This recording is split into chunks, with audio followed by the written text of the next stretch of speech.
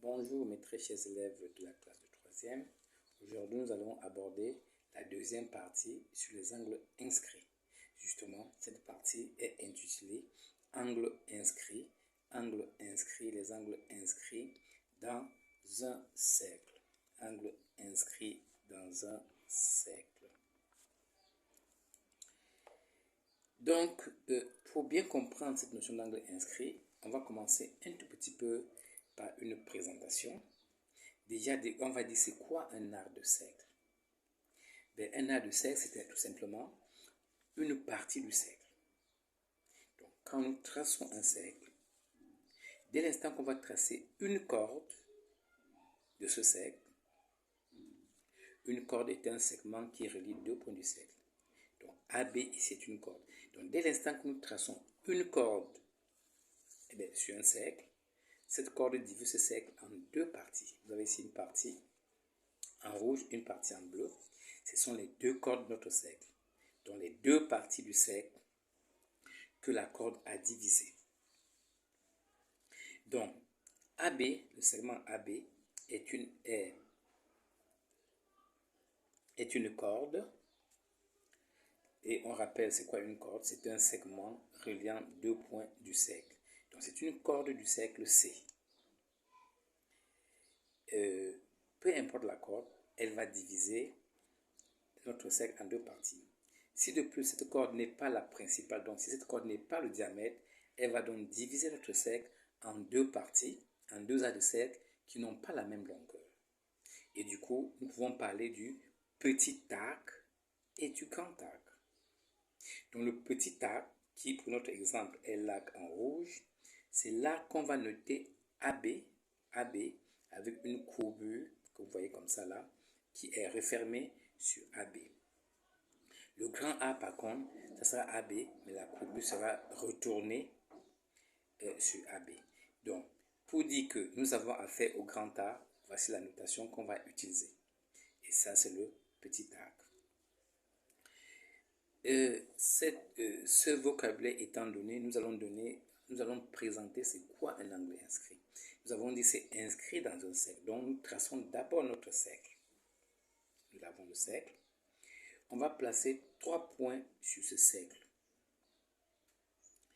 Et nous allons former un angle dont un des sommets est un point du cercle.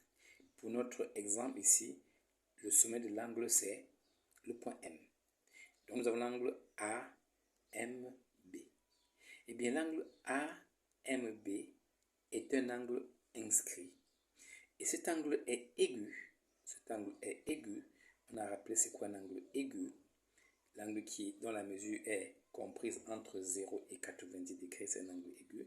Donc l'angle AMB est un angle inscrit aigu dans le cercle. L'angle au centre, l'angle qui a pour sommet le centre du cercle, l'angle AOB est l'angle au centre. Mais l'angle au centre est associé à l'angle inscrit. Pourquoi? Mais parce que justement, on a utilisé A et B, qui sont déjà des points qu'on a utilisés pour construire l'angle inscrit AMB. C'est pour ça que cet angle est appelé angle au centre, parce que le sommet est le centre d'un cercle, mais associé pour la simple raison que A et B sont également les points qu'on a utilisés pour construire notre angle inscrit AMB. Ensuite, chaque fois que nous avons un angle inscrit, cet angle inscrit coupe un arc de cercle. Voyez-vous? Donc, en fait, l'angle AMB, pour notre exemple, tombe sur l'arc AB. On dit que AMB intercepte cet arc-là. Et là encore, les élèves ont du mal à déterminer quel est le bon arc. Est-ce que c'est le grand arc? Est-ce que c'est le petit arc? Comprenez une bonne fois pour toutes que, regardez tout simplement, si sur votre petit arc, si le sommet de votre angle inscrit ne se trouve pas sur le petit arc, sachez que l'angle inscrit là est aigu. Donc l'angle inscrit, dès qu'il est aigu, il intercepte le petit arc, alors que l'angle inscrit obtus va intercepter le grand arc. C'est aussi simple que ça. Donc, c'est ce qu'on a précisé là, que l'arc AB, qui est le petit arc, est intercepté par l'angle inscrit AMB, alors que l'arc AB, le grand arc, qui ne contient pas le point M, n'intercepte pas l'angle AMB.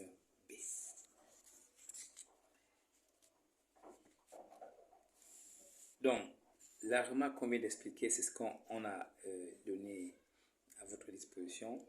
Si le point M n'appartient pas au petit a, alors l'angle inscrit est aigu. Et si le point M appartient au petit a, l'angle inscrit est obtus. Ça va vous permettre de bien traiter l'exercice et de ne pas vous tromper. Et ça va nous permettre de donner la définition. C'est quoi finalement un angle inscrit? Un angle inscrit dans un cercle est un angle dont le sommet est un point du cercle. C'est la première condition. Et ensuite, ses côtés sont deux cordes du cercle. Voilà les deux conditions qu'il faut pour dire qu'un angle est inscrit dans un cercle. Et c'est quoi un angle au centre? On l'aura déjà vu depuis la quatrième. Un angle au centre est un angle dont le sommet est le centre d'un cercle. Cela va nous permettre de donner justement la relation qu'il y a entre un angle inscrit et son associé. Quelle est la relation qu'il y a entre un angle inscrit et son associé? On va distinguer pour cela deux cas. Le premier cas, c'est lorsque l'angle inscrit est aigu. Alors, voyons ça, on fait déjà la construction. Nous avons notre angle AMB qui est aigu. On le voit bien à vue d'œil. Et bien, AOB qui est l'angle au centre. Eh bien, la mesure de l'angle inscrit là est la moitié de l'angle au centre. La mesure de l'angle inscrit est la moitié de la mesure de l'angle au centre. D'où la relation mesure de l'angle AMB égale 1/2 de mesure de l'angle AOB. Et bien, ça, c'est le cas le plus simple. Lorsque vous aurez un exercice où votre angle inscrit est un angle aigu, il sera très facile de déterminer la mesure de l'angle au centre et inversement. Alors, si par exemple la mesure de l'angle AOB c'est 60 degrés, et bien la mesure de l'angle AMB c'est la moitié, donc 30 degrés. Si par contre la mesure de AMB c'est 60 degrés, et bien la mesure de l'angle au centre c'est le double, c'est-à-dire 120 degrés. Voilà ce qui se passe pour le premier cas. Voyons ce qu'il en est du deuxième cas. Eh bien, pour le deuxième cas, eh bien, qu'est-ce qui se passe pour le deuxième cas?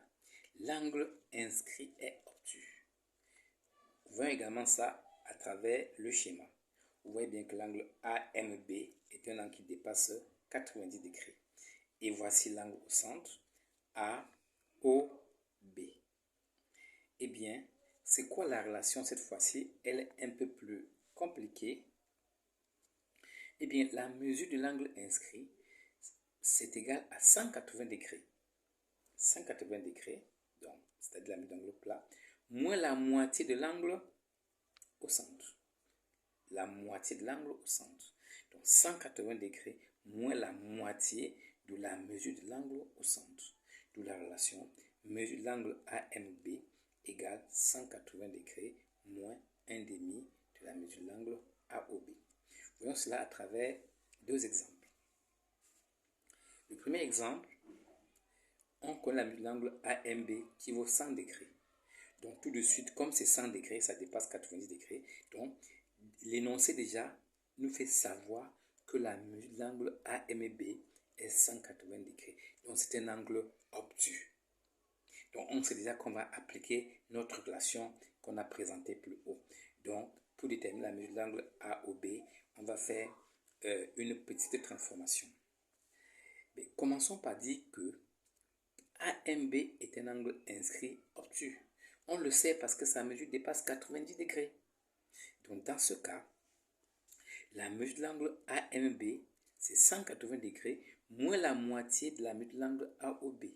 Sauf que c'est la mesure de l'angle AOB que je cherche. Alors, commencez par remplacer ce que vous connaissez. Comme je connais l'angle AMB, c'est 100, je remplace. Et je me trouve devant une écriture où je ne connais pas seulement la de l'angle AOB. Ça semble difficile, mais ce n'est pas du tout difficile. Qu'est-ce que vous faites? Vous prenez toute cette partie dans laquelle on trouve la mesure que nous cherchons. On fait traverser ça au premier membre. On va écrire ça avant égal. Et le signe moins va disparaître parce que le signe va changer. Et vous faites passer le 100 degrés du côté de 180 et le 100 degrés va devenir moins 100 degrés. Et le tout est joué. Quand vous faites votre opération, vous avez 80 degrés. Donc vous avez la moitié d'un nombre est 80 degrés. Quel est ce nombre? Ce nombre, c'est justement le double de 80 degrés. Parce que ici, j'ai la moitié de quoi me donne 80 degrés. Donc, pour trouver cela, il suffit de faire 80 fois 2. Et donc, notre angle cherché, c'est bien 160 degrés. Prenons un deuxième exemple un peu plus sympa, un peu plus facile, pour la simple raison que on va appliquer notre formule directement sans transformation. C'est qu'on nous donne cette fois-ci la mesure de l'angle AOB qui vaut 140 degrés et nous voulons calculer la mesure de l'angle AMB. Bon, là, l'élève est un peu embarrassé. Il ne sait pas, est-ce qu'il a fait un angle inscrit obtus ou bien aigu? Il ne sait pas, mais c'est très simple. Dès l'instant que l'angle au centre dépasse 120 degrés, c'est que votre angle inscrit est obtus. Et comme nous avons 140 degrés, ça dépasse 120 degrés, donc nous pouvons appliquer notre première formule. Et c'est ce qu'on va appliquer directement sans difficulté. Et trouver, en remplaçant tout simplement la mesure de AOB par sa valeur, que la mesure de AMB, c'est bien 110 degrés. Et ça coïncide justement avec ce que nous avons dit, 110 degrés est bien un angle obtus. Merci pour votre attention. Dans la prochaine vidéo, on va voir la troisième et la dernière partie de cette séquence. Merci pour votre attention.